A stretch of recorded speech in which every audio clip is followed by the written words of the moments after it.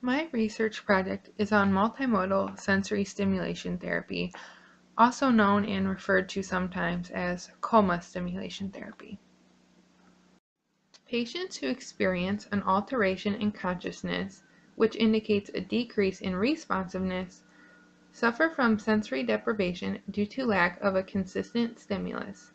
Without input to the higher cortical centers, the remaining areas of the central nervous system are deprived of function.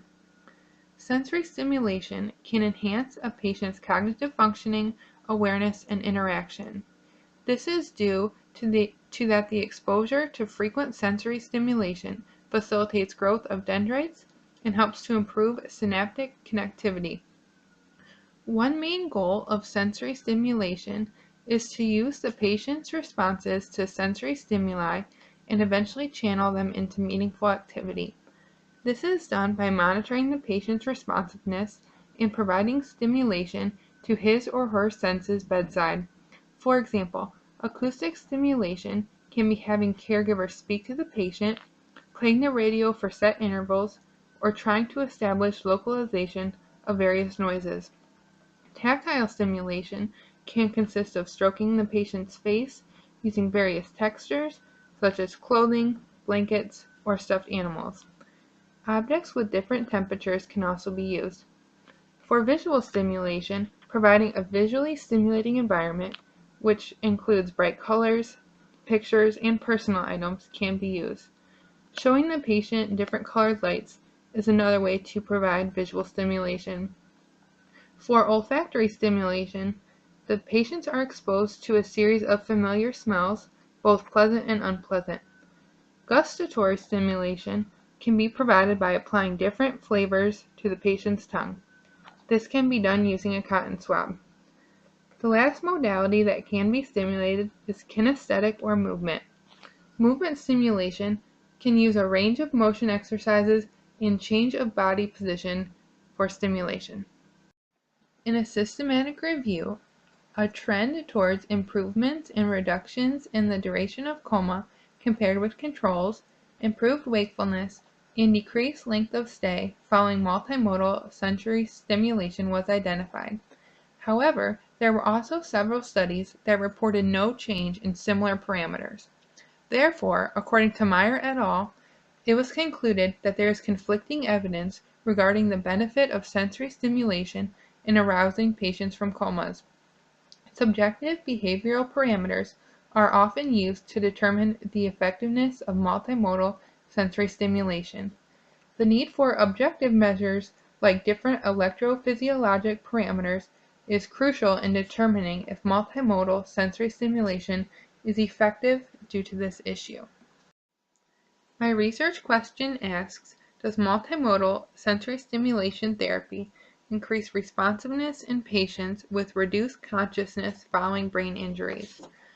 Research is available on unimodal sensory stimulation or multimodal sensory stimulation that includes all of the senses, so tactile, olfactory, visual, taste, and acoustic measures. But there is not research on the use of only 2 or 3 modalities for treatment. Due to time constraints, ease of use, and feasibility, 2 or 3 senses may only be targeted for therapy. This study is needed to look at the effectiveness of using 2 modalities in multimodal sensory stimulation therapy. The 2 modalities are acoustic and tactile. The participants for this study were Patient 1, a 31-year-old male who suffered from respiratory failure and full cardiac arrest following a heroin overdose, which caused an anoxic brain injury. Patient exhibited profound impairments in speech, cognition, expressive and receptive language, and dysphagia. For treatment, he was seen 5 times a week for 15-minute sessions from January 29, 2015 to March 5, 2015. Patient 2, 54-year-old male, suffered from a traumatic brain injury resulting from a snowmobiling accident. Patient exhibited profound impairments in speech, cognition, expressive and receptive language, and dysphagia. This patient was seen 5 times a week for 30-minute sessions from February 18, 2014 to March 4, 2014. Now I'm going to take some time to get more in depth with the therapy approach. Multimodal sensory stimulation is structured sensory stimulation of the following senses: sight, hearing, smell, taste, and touch. Of course, there is some variation within the senses used. Just like mentioned in the literature review, the sense of movement can also be used. That's just one example. Sensory stimulation aims to enhance the rehabilitative process by avoiding the negative side effects associated with the deprivation. This was also mentioned that the deprivation could cause the remaining areas of the central nervous system to be deprived of function. For this study, acoustic stimulation was used. Acoustic stimulation consisted of localization tasks. In an elevated speaking voice, the clinician would ask the patient to look towards or move his head towards the desired side. The clinician would try to establish localization of acoustic stimuli on all sides. For tactile stimulation, for this study, thermal tactile stimulation included the use of cold lemon swabs applied to the lips and lateral sulci. The thermal piece to this tactile stimulation is involved by using the cold lemon swabs. The goal was for the patient to tolerate the stimulation and produce differentiated responses. Differentiated responses would be responding differently to the stimulation as opposed to producing the same reflexive response, such as chewing, for all motor function. As you can see, a retrospective review of each client's files was used for this research design. This allowed the researcher to utilize existing data and analyze the treatment plan from beginning to end. The valuable information that may be gathered from a chart review can also be used to direct future studies. Data was collected from 3 progress reports: 1 in the first week, 1 during the middle week, and 1 in the final week of treatment. Specifically, it was analyzed if localization was present and if any differentiated responses were observed. If either of these behaviors were observed, then a percentage of trials in which the behavior was present was calculated. That is the number that is represented on the graphs on the following slide. As you can see on the localization graph, patient 1 exhibited localization to the left side with maximum verbal cues in 5% of trials at the beginning of treatment. The patient experienced a decline after the initiation of treatment. This could partly be attributed to a decline in overall medical status. Patient 2 presented with no intentional responses to acoustic stimulation in the beginning and middle of treatment. At the end of treatment, the patient did not show localization via head turn. However, he responded with eye and mouth movement to the requested side in 12% of trials.